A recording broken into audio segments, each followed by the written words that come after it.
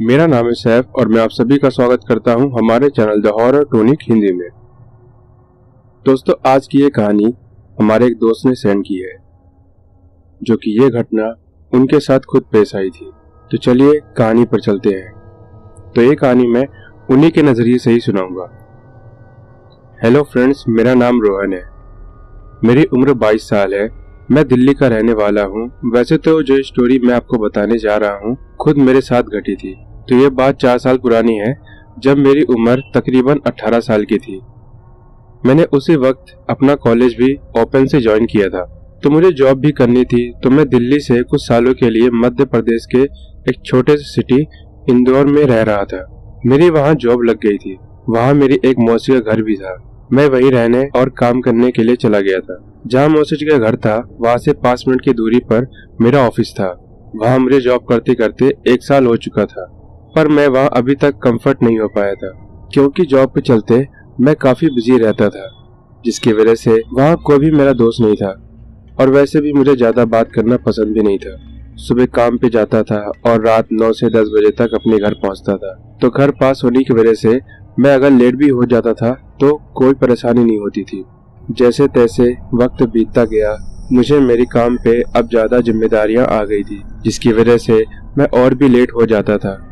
तो हफ्ते में 2 से 3 दिन मुझे नाइट शिफ्ट भी करनी होती थी और मुझे घर पहुंचते पहुंचते रात के 1 से 2 बज जाते थे।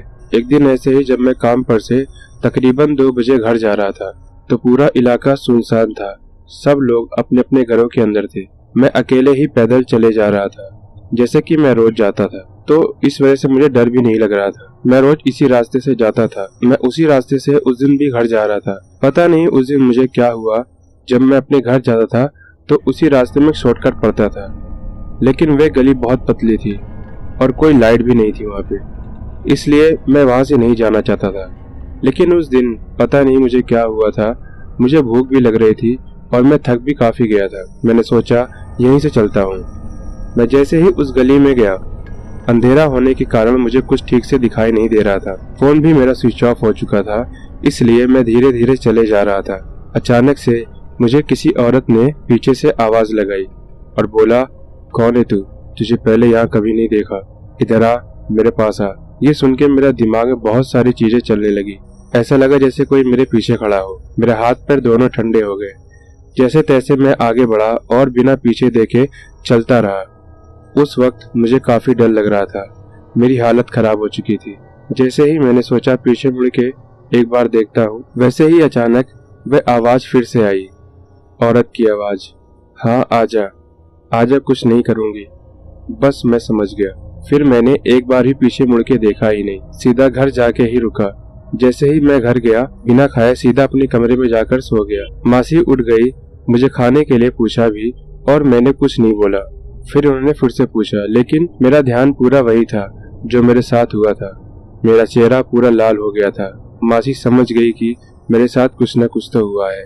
उन्होंने मुझे ज्यादा परेशान नहीं किया। अगली सुबह जब मैं उठा तो भैया और मैं काम पे जा रहे थे, तो मैंने सोचा उसी रास्ते से निकलूं। उस रास्ते में गया और जब मैं गया जहाँ से आवाज आ रही थी, वहाँ मैंने देखा कोई नहीं रहता था। मैं वहाँ किसी को जानता भी नहीं था, तो मैंने किसी को पूछा भी नहीं कि यहाँ कौन रहता है। कुछ दिन के बाद मेरी कंपनी में एक हेल्पर काम करने के लिए आया। मैं उसे काम बताता था। उसका नाम अनूप था। कुछ दिन बाद उससे मेरी अच्छी दोस्ती हो गई और बातों बातों में मुझे पता चला वह उसी घर के पास रहता है जहाँ पर मेरे साथ ये वाकया पेश आया था। एक दिन जब रात को ज्यादा काम था तो अनूप और मैं लेट हो गए थे। रात को जब हम दोनों घर जाने लगे और फिर मैंने उससे कहा, चलो अनूप उसी गली से चलते हैं, मैं पहले भी वहाँ से जा चुका हूँ, हम घर जल्दी पहुँच जाएंगे। जैसे ही उसे मैंने ये कहा, उसका मुंह खुला का खुला रह गया। उसने मुझे जल्दी जल्दी चलने को कहा। मैंने उससे पूछा भी, क्या हुआ अनूप, बताओ मुझे, पर मुझे वह कुछ भी नहीं बता रहा था और सीधा मुझे पहले घर छोड़ा उसने और फिर अपने घर चला गया। अगले दिन जब हम दोनों काम पे आए, मैंने अनूप से जाकर पूछा, अनूप तुम कल रात में ऐसा क्यों कर रहे थे? फिर उसने मुझे पूरी कहानी बताई। उधर एक औरत रहती थी जिसका पति काफी शक्की था और उस पर काफी गुस्सा करता था। एक दिन उसने शराब के नशे में उस औरत को फांसी लगा के मार डाला और वह खुद भाग गया। तब से लोगों का कहना है उस औरत की रूह उसी घर में रहती है और जो कोई भी वहाँ गली से गुजरता है वह उसको आवाज देती है और अपने पास बुलाती है। जो कोई भी उसके पास जाता है आज तक उसका कोई पता नहीं चलता। और ये सब अनूप के मुंह से सुन के मेरी तो हालत खराब हो गई थी। फिर कुछ दिनों के बाद वहाँ एक लड़का फिर गायब हो गया। तो दोस्तों कहानी बस इतना ही, बहुत शुक्रिया। एक बात इसमें मैं कहना चाहूँगा दोस्तों, मेरे हिसाब से जो कुछ लोगों का मानना होता है कि रूह आत्मा भटकती है, इसमें इस्लाम में कहा जाता है और हमारा खुद का मानना है, ये एक शैतान जिन होते हैं जो कि लोगों को वर्गलाने के लिए लोगों के हमसाये की तरह उनके रूप में नजर आते हैं, ताकि वे इस गलत फहमी का शिकार रहें कि ये वही लोग हैं जो मारे गए या मार दिए गए और उनकी रूह भटक रही है।